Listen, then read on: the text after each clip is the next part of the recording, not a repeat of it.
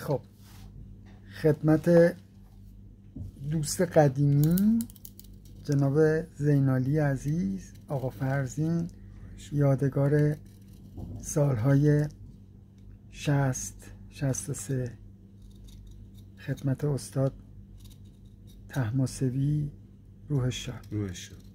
خدمتتون عرض کنم که مرحله اول که به فتح معروفه، حالا ما قلممون نو نبود اما کلاً باز کردن این کالبد و این جون قلم رو بهش میگن فتح. قلم رو تا جایی که به اصطلاح قدیمی ها ناودونک، یعنی استوانه درونی به سطح زبانه یا میدان برسه بهش میگن ناودونک. وقتی به ناودونک رسید دارای یه گوشتی هستش، از این گوشت دیگه بر نمیداریم برای اینکه اصطلاح کمر و قوت جان قلم همیشه بالا باشه. خب بنا به دانگ که معمولاً یا باید نصف این عرض باشه یا نهایت از 2/3 یه خورده کمتر، که هم از نظر اندام و زیبایی عرض قلم هم از نظر اون چه که می نویسد. پس دیگه از روی گوشت نمیگیریم، از کناره ها، گودی ها که چشم قلم محسوب میشه کم میکنیم، نه به صورت دمکلاقی که از این بر بیاد از این بر قلم باز بشه.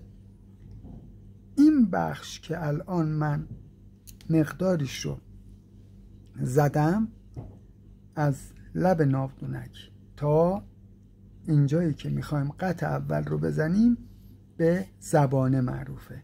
حالا اینجا نگاه میکنیم که دارای یک گوشت زیادی هست. در ابتدا یک مقدار از کناره ها به صورت سنباده کاری میزنیم. یک قطع اول انجام میدیم که اکثرا بهتره که روی فضایی باشه که تکون نخوره.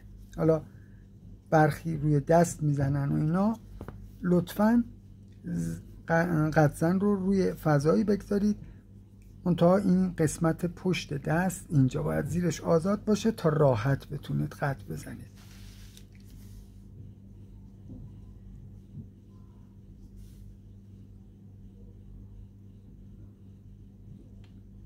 کمی از عمود مقداری به تو یک قطع میزنیم.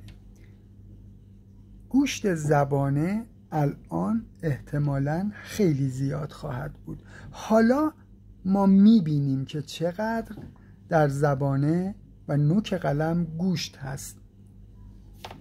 برای این موضوع بهتره که یک بخشی از یک کاغذ سفید زیر دستمون باشه که بهتر ببینیم.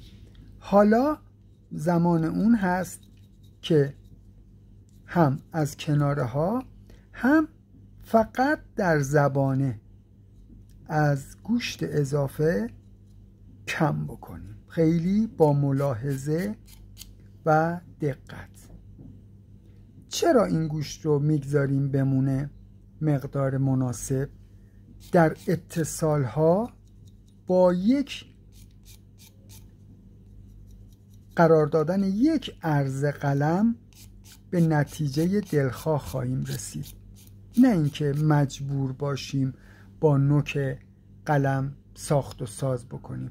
الان این قلم تقریبا آماده است، فقط میمونه بخش تقریبا 6-7 میل بالایی که به زبانه معروف هست.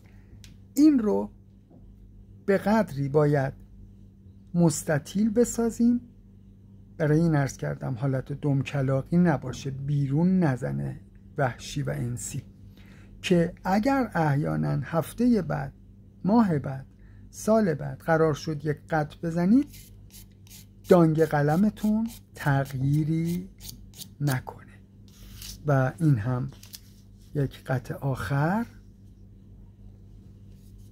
که شیبش رو هم تنظیم میکنم، چون شیب قط اولی مستوی بود تقریبا.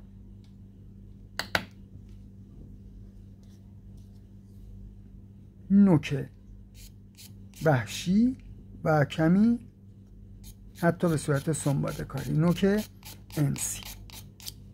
این قلم تراشیده شده و میبایست در نوشتن به تجربه بیاد و اگر ایرادی داره نشون بده. در خدمت هستیم.